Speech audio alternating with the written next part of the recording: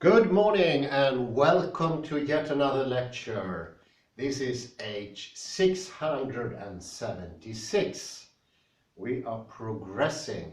I don't know if you're going to reach the 700 limit. I haven't done the calculations.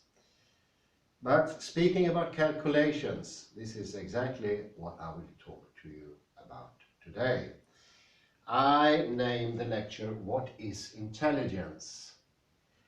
And it's inspired from what I read about Ashish Dalela, but also the discussions on the podcast yesterday about those two excellent videos from PBS Space and Time.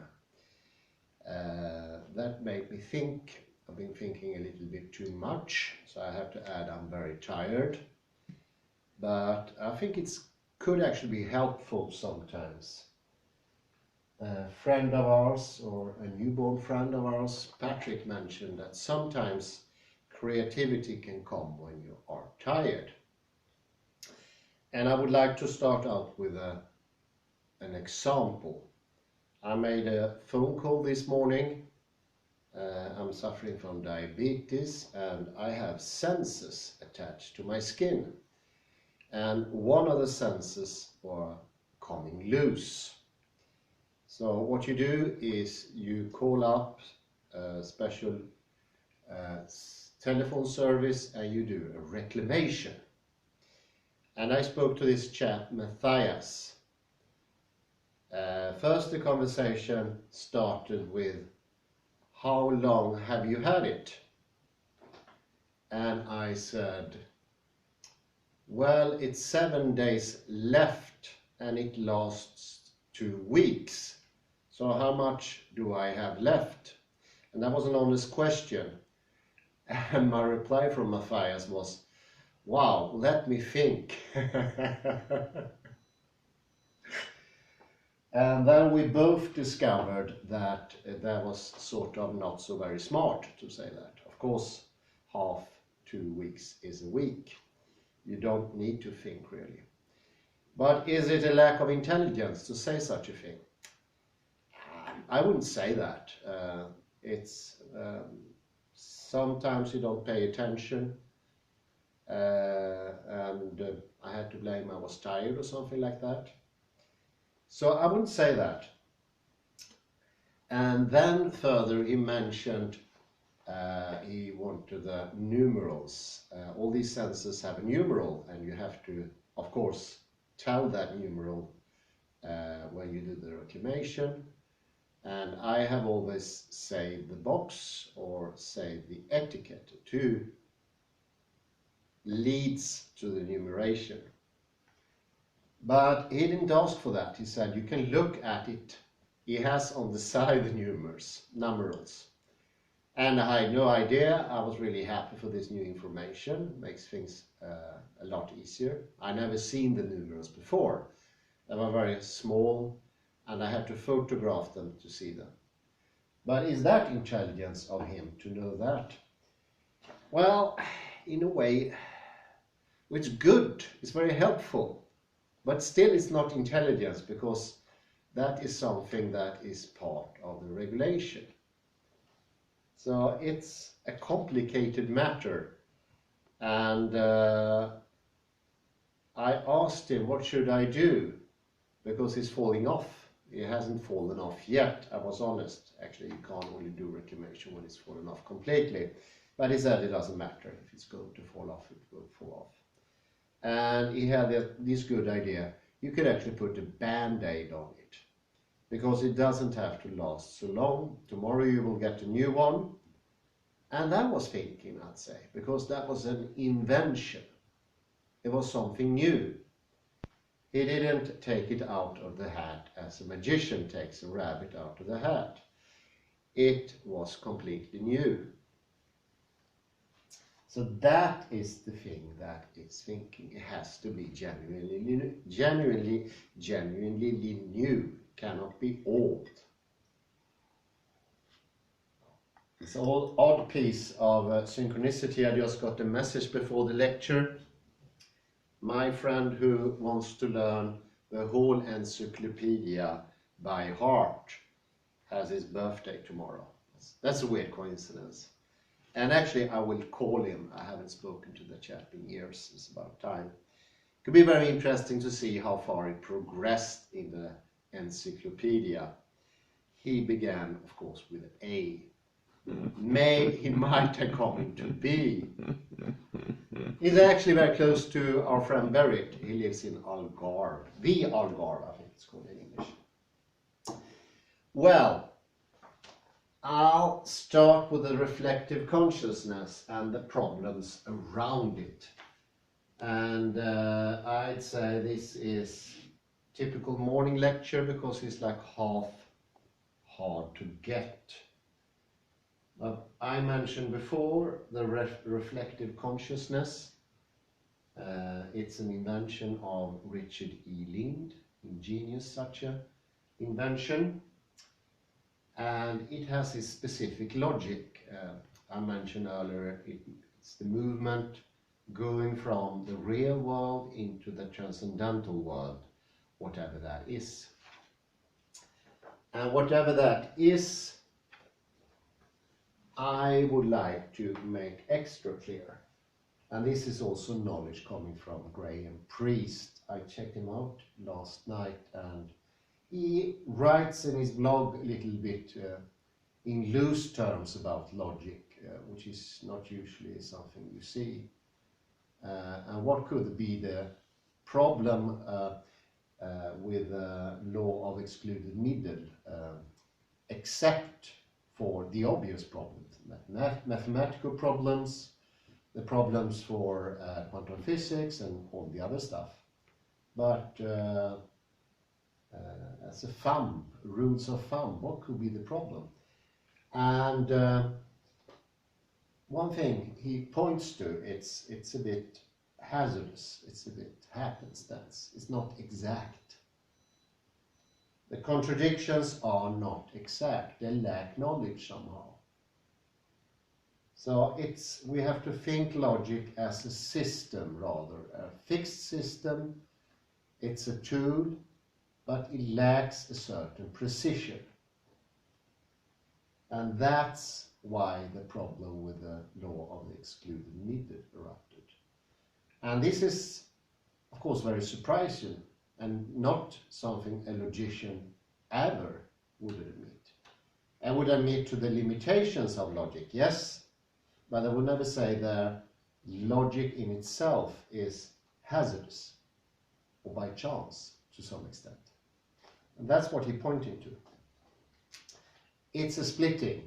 It's a splitting, for instance, between black and white. And that seems so very, very obvious. I have a chess board. One square is black, the other one is white. But you have to think about it more carefully. Is there really a specific line between the black and white? And is it really so that the world takes contradiction as its reality? It's something that we, to some extent, put in there. It seems to be the tool of the left hemisphere, to use an aphorism from Ian McGilchrist. It doesn't really seem to be in the world, because the world has shades, and for a logic to be effective, it needs to have the same properties as the world's shades. Otherwise, it won't be conducive, conductive. It won't even be coherent, and logic isn't coherent. We know that already.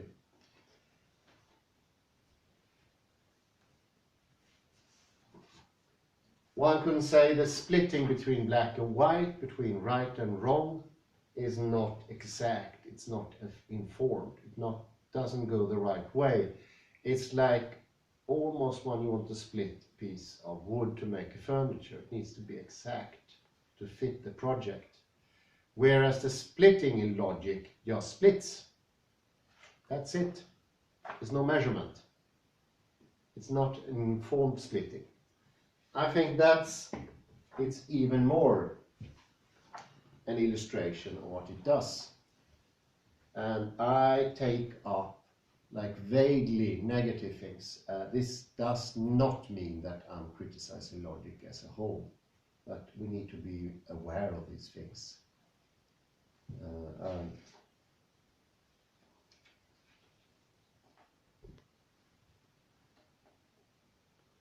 And of course, as we already know, this also bears on the logic of mind and body. So this is not, I wouldn't say this is information as such, but it's something to keep, as you say in Swedish. I don't know if it's an English expression, but in the back of your head. Well, at least I didn't make the mistake as one of my professors once did. And he said I had to put in a brasklapp. None of the English speaking or none of the foreigners understood what he said. Brask is a particular Swedish bishop. It doesn't make any sense to English speaking people. And the brasklapp is the bishop was forced to sign a sort of contract to the conquerors of Sweden. And he signs it, but he writes a little note. I had to do it, something like that. I didn't want to, I had to do it. And after that, it's called a brasklapp. It's like a little but. And this is a brasklapp, one could say. So what Ashish is pointing to is complementarity between mind and body. And that means that they are different and at the same time same, simultaneously same. And the proofs of this breaks logic. The proofs do actually break logic. So the proofs for that mind and body are in a complementarity relation is actually against logic. And the complementarity of particle and wave in quantum mechanics is actually against logic. But that does not mean that logic is wrong, as a lot of logicians concludes.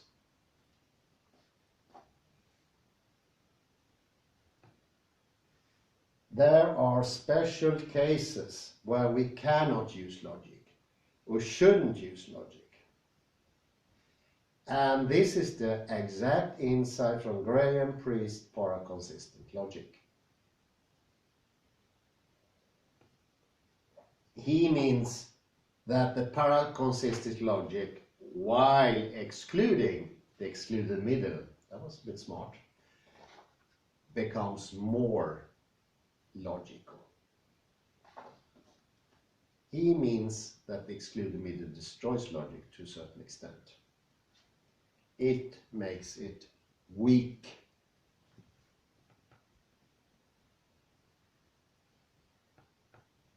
So there are cases where we need logic, and there are some cases where we should not, we should refrain to. And this is at the outset most taxing and frustrating. It's horribly frustrating. And that is the reason, and then I completely agree with Graham Priest in this case, that most logicians shy away from paraconsistent logic, because it's tremendous, horrible in some instances. And that is actually quite similar to the strivings in mathematics. In trying to make mathematics constructive, you have to give up ingrained habits, like the law of the excluded middle. And that's excruciating.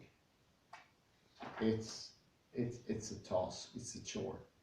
And that's a good reason most people don't do that. Actually, it could even be so tough as you don't even know how to get rid of it, how to change that habit. You don't really know where it sits. So it's a bit difficult, but it could, in my opinion, be made easier. And I think That's why I'm using these tools that are not correct, but they could be helpful. They lead your mind into the right track. And that, as I said before, is the reason for all didactical tools. They shouldn't be correct. They should be directed to the person listening. And when I myself was exposed to didactics in primary school, it worked fine when it was directed to me as a kid, or us as kids. It wasn't fine when we were exposed to the set theory of Bertrand Russell. That wasn't fine. That never worked out. That actually made some of the people in the class shy away from mathematics. They could have been maybe excellent mathematicians. That was a horrible mistake. And to this day, I have no idea how anybody on this world can come up with such a ludicrous idea.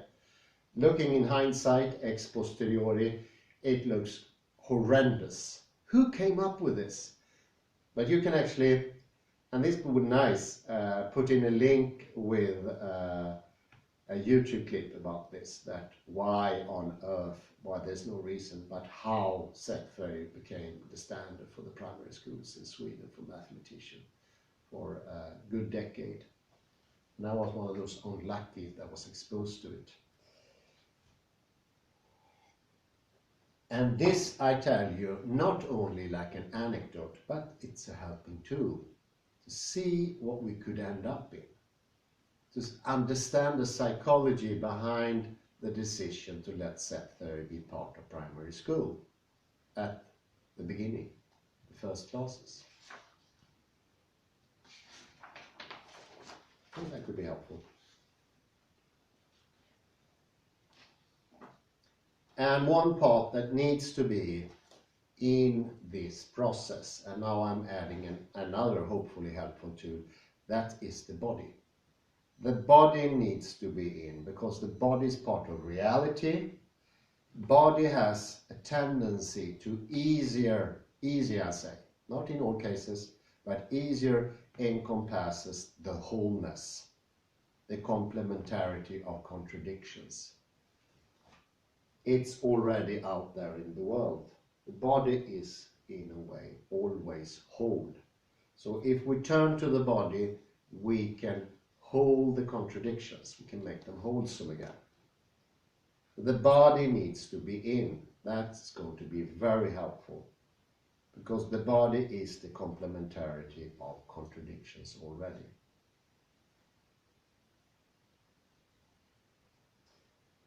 I will go into the mistakes that could be and should be avoided. And I say, number one, without a doubt, the worst mistake you could do is discarding logic altogether.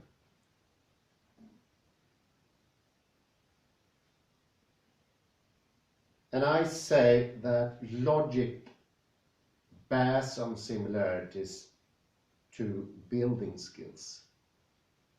There are similarities, those been pointed out.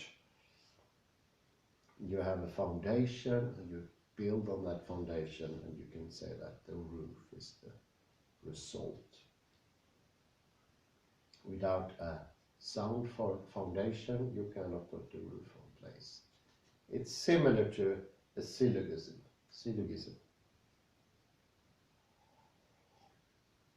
So let's compare logic to architecture, a skill to construct houses.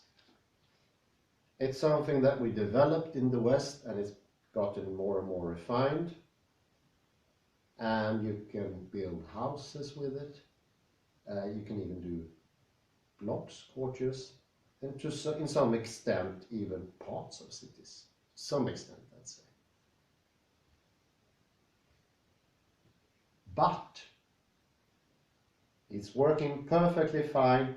It's a working tool.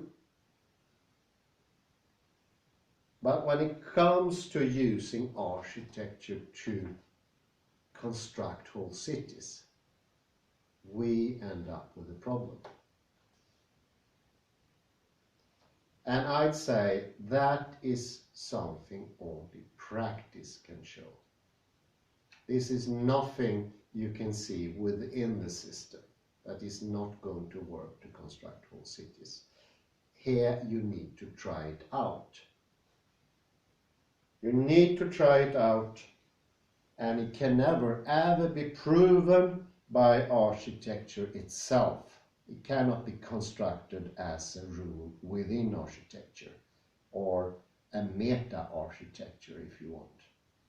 Cannot be within architecture. This is a piece of knowledge we get by experience.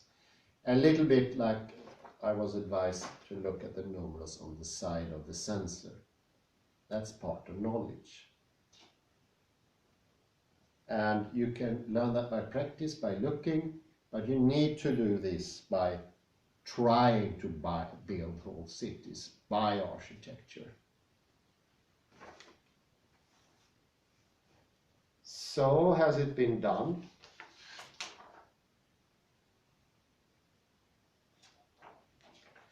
Well, there are some particular cases. One town I visited myself. It has a name of a British author. Actually, a completely constructed town. It's not far from London. I don't know if you have been there, but the name of the city is Milton Keynes. And it was solely constructed by architecture. And another example is Brasilia, of course. Brasilia maybe is the most renowned case. Milton Keynes was a complete disaster. It was one of the most crime-ridden cities in the world. It looked horrible. People weren't happy there. And even today, if you look above, passing Milton Keynes on the flying into London, you see horrors, just horrors. My point is that cannot be proven within architecture itself. It needs to be tested. It's only by trying out these things we can understand them. And this is what Gödel did with mathematics. And he did it with logic as well. Can only be practiced. And then we can learn it failed. But it cannot be a system that tells us that that will fail. Because that will go against Gödel. Then we will have a meta system. And then we will have a problem.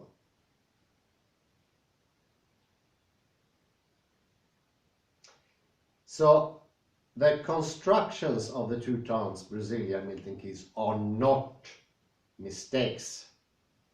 They are completely rational from the perspective of architecture.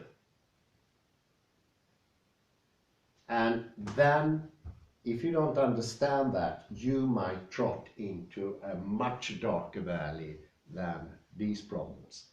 You start thinking there could be a meta-language, or a meta-logic, or a private language. You can call it whatever you want to. And then you think that language can be above and around everything. And that is going to tell us never ever to construct more towns by architecture alone. That shouldn't happen, it couldn't happen, and one of the ideas is to think about this. Logic is not exact, it cannot encompass, but these are just pictures. We know that logic cannot encompass the whole world. So my guess is that sometime somebody will construct another city using just architecture. That will still happen. Because we cannot construct an architecture that forbids it. It can never be constructed. Likewise, you can't have a logic that says, don't use logic in all cases. And I'm going to tell you the rules for when you're not supposed to use it. So, this is very important to understand.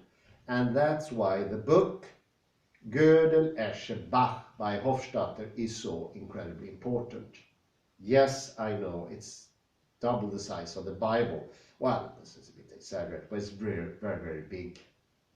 It's very hard to read, but get yourself an example and read it when you got the time, because you need to remember that ever you need to remember that.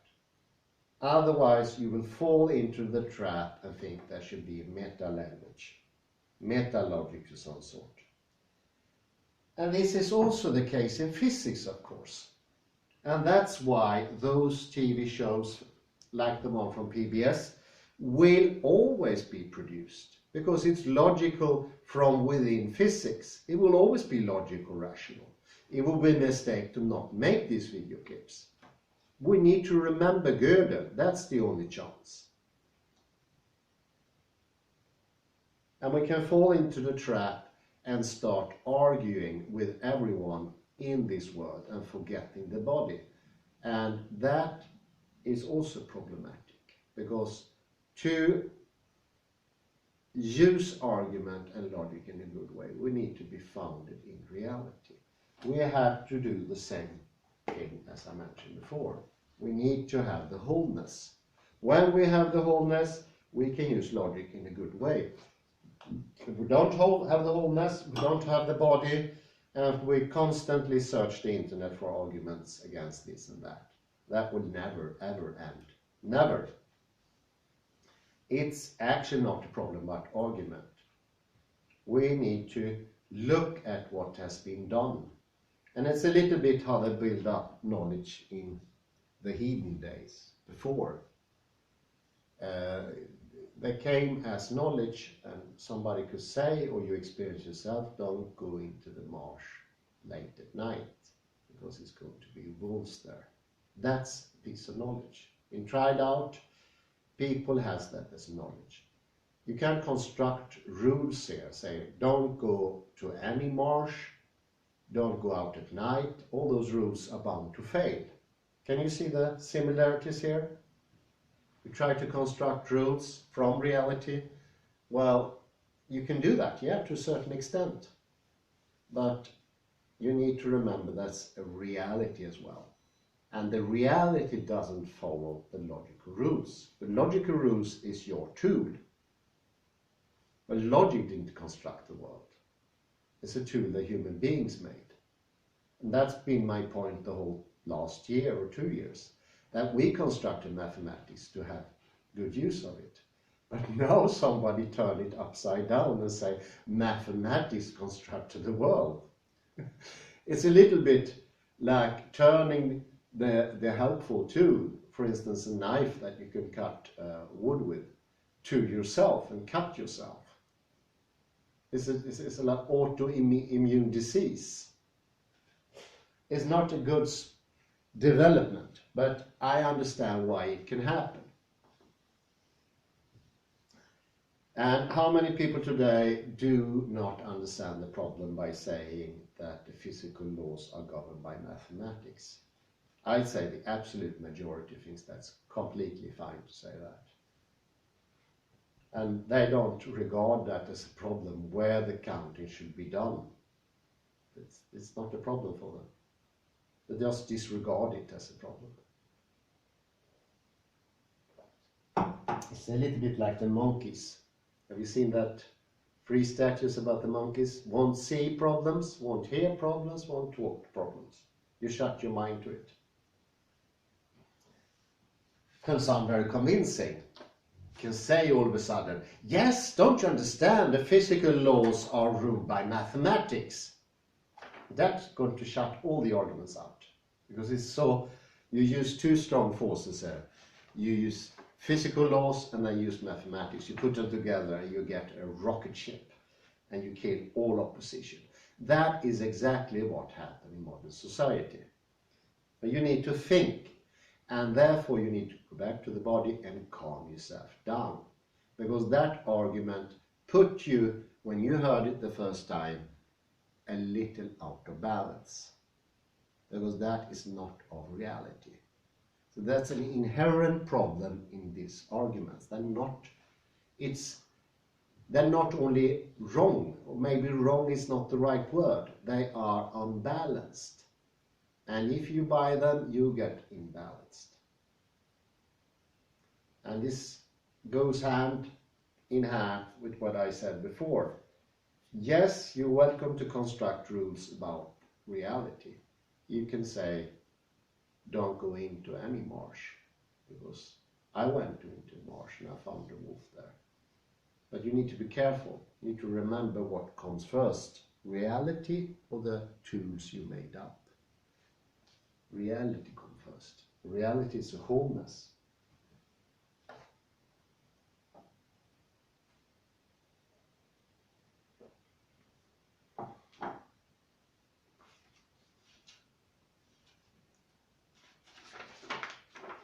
But getting back to the subject here,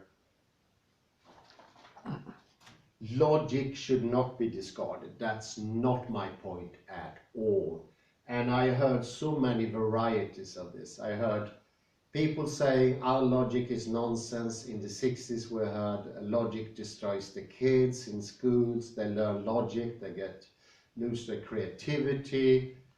And I think the most gruesome scenario is actually from Oriental philosophers coming to the Western hemisphere. And we have Schopenhauer. He was the first that messed up Hinduism, I think, or Vedanta, I don't remember really. And then people continue to mess up Eastern philosophies by assuming you should not think, you should not use your logic, and even to the very extremes of not think at all, or do not talk. I even heard, don't talk, talk destroys reality. All those things are horribly wrong, and I think these actually put irreparable falsities that will stop us from ever understanding the East. That will never happen after that. That's destroyed now. I think one of the few people who really understood Eastern wisdom was Niels Bohr, because he was a practical man. He was in his body, and he never turned complementarity, the complementarity that he discovered in Tao Te Ching, into a truth, into a meta-logic of the whole world. And that is only practice. Only by practicing, doing things with your body, you can stop that from happening. It will always happen otherwise. That's why we need the body. Without training the body, without doing practical stuff, we will always develop meta-logic. That is the result of not training the body. And that will always happen. There's no getting away from that. Niels Bohr never turned complementarity into truth. It was something much more than a truth. He wouldn't belittle it as telling it to be truth. It was something much, much more. And I think that therein lies his genius, because he was a practical man. And that made him intelligent. If he didn't have his practice, if he wasn't so good with his machinery, his instruments, his hands, his eloquency, all that, he would have fallen into the trap of meta-logic easily. And it's just a result of not being in the body. And it's a degree. You can say that Einstein, he left that meta-logic, but it came back a little bit in relativity. There is an origo there as well.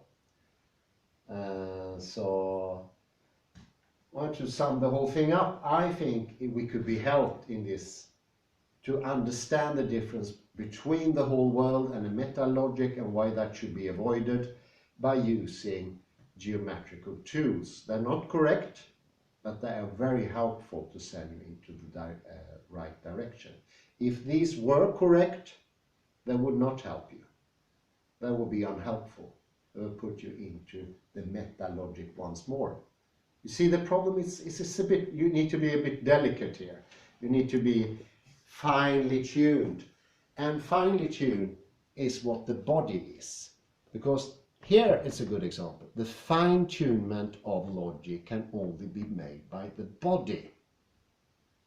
We are the only ones with our bodies to be precise enough to understand the world to a degree, And the more precise we are, because this is a precision tool that no computer can amalgate, I think it's called.